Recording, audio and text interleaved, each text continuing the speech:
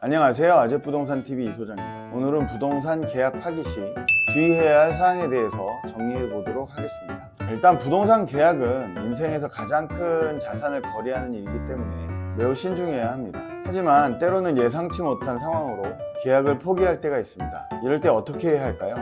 오늘은 부동산 계약 포기 시 발생할 수 있는 상황과 계약금 반환 그리고 배액 배상에 대해서 자세히 알아보도록 하겠습니다. 자, 그러면 부동산 계약 포기 왜 일어날까요? 부동산 계약을 포기하는 이유는 다양합니다. 첫 번째, 매수인은 더 좋은 매물을 발견하거나 자금 부족 또는 시장 상황 변화 등으로 매입 계약을 하는 경우 더 많은 손실을 볼 수 있다고 예상하는 경우이겠죠. 매도인인 경우에는 개인적인 사정 혹은 더 높은 금액을 제시하는 매수인이 나타나거나 매매 계약을 한 후에 본인이 매각한 부동산이 가격이 계속 오르는 경우, 이런 경우에는 매도인은 계약을 파기하고 싶을 겁니다. 또한 임차인인 경우에도 피치 못할 사정으로 임대차 계약을 포기하는 경우가 생길 수 있습니다. 자, 그럼 이렇게 계약 포기 시에 계약금은 어떻게 될까요?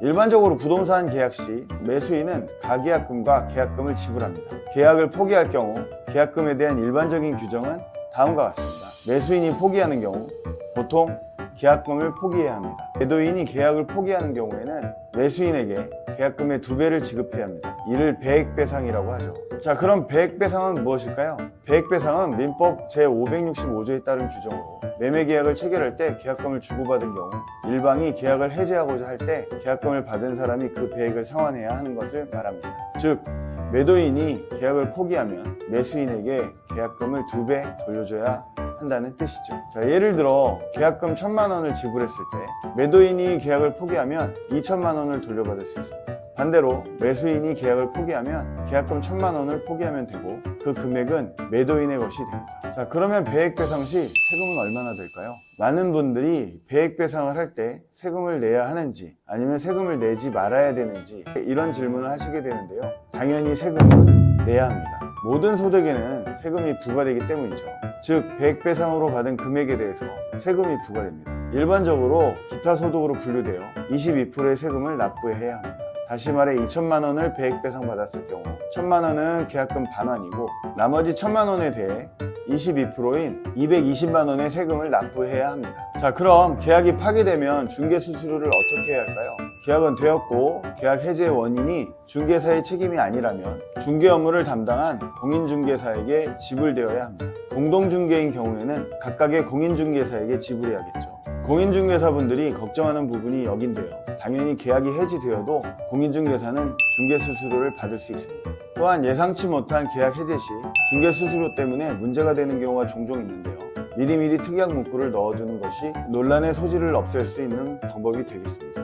보시는 바와 같이 일반적으로 계약서에 계약 파기 책임이 있는 사람이 중개수수료를 부담한다 라는 특약을 넣는 것이 좋습니다. 만약 이러한 문구를 넣지 않는다 하더라도 각각의 중개사에게 중개수수료를 주어야 하고요. 계약 파기의 당사자에게 구상권을 청구할 수도 있습니다. 결론적으로 부동산 계약은 복잡하고 중요한 문제입니다.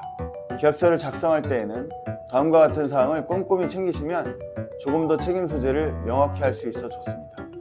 계약, 중도금, 잔금 지급 시기 및 방법. 중도금을 빨리 잡으면 중도금 이행 후 계약을 일방이 함부로 해지할 수 없게 되므로 중도금 지급을 서두르는 것이 좋습니다. 계약 해제 조건.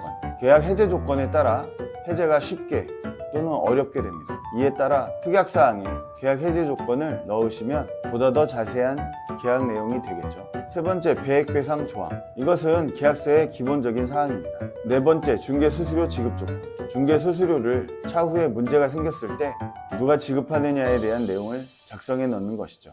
자, 오늘은 계약 파기 시 문제점에 대해서 정리를 해드렸습니다. 제가 준비한 영상은 여기까지고요. 저의 영상이 여러분들에게 많은 도움이 되셨길 바랍니다. 여러분들의 구독과 좋아요, 알림 설정은 저에게 많은 힘이 됩니다. 오늘도 좋은 하루 되세요. 감사합니다.